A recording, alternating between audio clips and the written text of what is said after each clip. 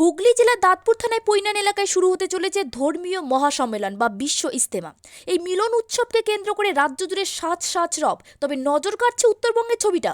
বিশেষ করে কোচবিহারের শুক্তাবাড়ি এলাকা থেকে হাজার হাজার ধর্মপ্রাণ মানুষ শীত উপেক্ষা করেই রওনা দিচ্ছেন দাঁতপুরের উদ্দেশ্যে।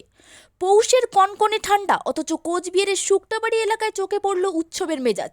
ভোররাত থেকেই এলাকা ছিল সরগরম। জানা গেছে কোচবিহারের এই শুক্তাবাড়ি থেকেই পুণ্যার্থীদের নিয়ে একের পর এক বাস রওনা দিচ্ছে হুগলির পৈনানের দিকে। গতকাল রাত পর্যন্ত প্রায় 17টি বাস এলাকা ছেড়েছে এবং আজ সকালেও আরও 12টি বাসের একটি বিশাল কনভয় এই শুক্তাবাড়ি থেকে যাত্রা শুরু করেছে। দীর্ঘ পথের সফর, তাই যাত্রীদের প্রস্তুতিতেও কোনো খামতি নেই। কোচবিহারের হাড় কাঁপানো শীতকে মোকাবিলা করতে শুক্তাবাড়ি থেকে রওনা দেওয়া প্রত্যেক যাত্রী সাথে নিয়েছেন পর্যাপ্ত কম্বল ও প্রয়োজনীয় সরঞ্জাম। খোলা মাঠে রাত কাটানোর জন্য নেওয়া হয়েছে বিশেষ প্লাস্টিক ও ত্রিপল। তবে কনকনে শীত বা পথের ক্লান্তি কোনো কিছুই দমাতে পারছে না তাদের উৎসাহকে। যাত্রীদের চোখে মুখে উপচে পড়া আনন্দ। তাদের মতে শুক্তাবাড়ি থেকে এই বিশাল ইজতেমায় যোগ দিতে পারা এক পরম সৌভাগ্যের বিষয়। সেখানে গিয়ে তারা বিশ্ব শান্তির জন্য বিশেষ প্রার্থনা করবেন। দাঁতপুরের এই ইজতেমায় যোগ দিতে আসা পুণ্যার্থীদের জন্য প্রশাসনের পক্ষ থেকেও বিশেষ নজরদারি চালানো হচ্ছে। কোচবিহারের শুক্তাবাড়ি থেকে শুরু হওয়া এই মানুষের ঢল প্রমাণ করে দিচ্ছে ধর্মীয় ঐক্য ও বিশ্বাসের গভীরতা। পুণ্যার্থীদের যাত্রাপথে কোনো সমস্যা হচ্ছে কিনা কিংবা দাঁতপুরের ইজতেমা ময়দান থেকে সরাসরি খবরাখবর সবই আপনারা পাবেন এমটিভি মুন্না ফেসবুক পেজ ও ইউটিউব চ্যানেলে। গ্রাম বাংলার মানুষের গল্প আর এলাকার সব গুরুত্বপূর্ণ খবর সবার আগে পেতে আমাদের সাথেই থাকুন। পরবর্তী ভিডিও আসছে খুবই শীঘ্রই। কোথায় যাচ্ছেন দাদা? আমরা যাচ্ছি দাঁতপুর পুইনানে, হুগলি জেলা। কি রয়েছে ওইখানে আছে হজরতজিওয়ালা ইজতেমা। কতদিন হবে? পুলিশ চালু হবে?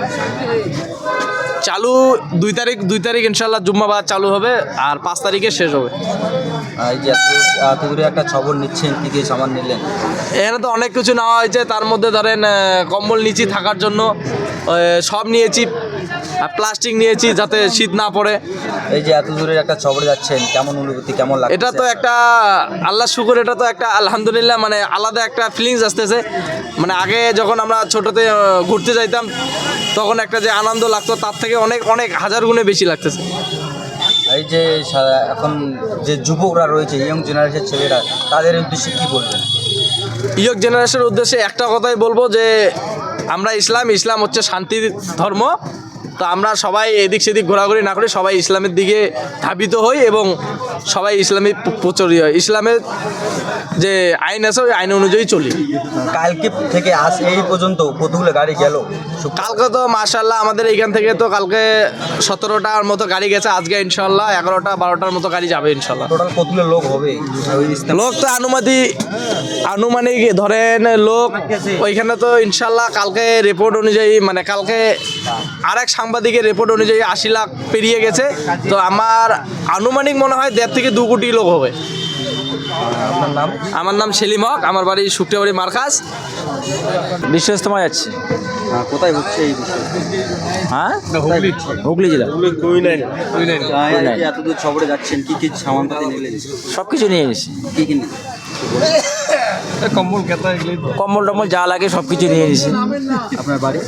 এইখানেই বাড়ি, শুক্তাবাড়ি। কোথায় যাচ্ছেন আপনারা? আসসালামু আলাইকুম। আমরা হুগলির যে বিশ্ব ইজতেমা হচ্ছে সেই পুইনাইনের মধ্যে, সেই ইজতেমার মধ্যে আমরা যাচ্ছি। সেখানে 2 তারিখ থেকে 5 তারিখ পর্যন্ত দোয়া না হওয়া পর্যন্ত আমরা সেখানে থাকব এবং বড় বড় মুরব্বিরা দেশ বিদেশ থেকে আসবে, তাদের আমরা কথা শুনবো, তাদের আমরা ইসলাম ধর্মের কথা শুনবো। এই উদ্দেশ্য নিয়ে আমরা এখানে গাড়িতে আজকে উঠেছি। এই যে এত দূর একটা পাড়ি দিয়ে যাচ্ছেন, কেমন লাগতেছে, কেমন অনুভূতি আপনার? আমাদের খুব আনন্দ লাগতেছে। একমাত্র আমরা ইসলাম ধর্মের প্রতি আমাদের আনুগত্য থাকার কারণে আমরা কিন্তু সেখানে যাচ্ছি। ওখানে কি বিষয়ে আলোচনা হবে? ওখানে শুধু ইসলাম ধর্মের ধর্মীয় বিষয়ে আলোচনা হবে, মানুষ সততার দিকে যাতে থাকে সেই বিষয়টা নিয়েই আলোচনা হবে। আপনারা কোথা থেকে আসছেন? আমরা শুটকাবাড়ি থেকে যাচ্ছি। আপনার নাম? আমার নাম মোক্তার আলী। কত লোক যাচ্ছেন এখান থেকে? আমরা আনুমানিক তাও এখান থেকে 1200-র মতো লোক যাচ্ছি। কয়টা গাড়ি আছে? গাড়ি 10-12টা এরকম হবে। আপনাদের সাথীর মধ্যে কয়জন?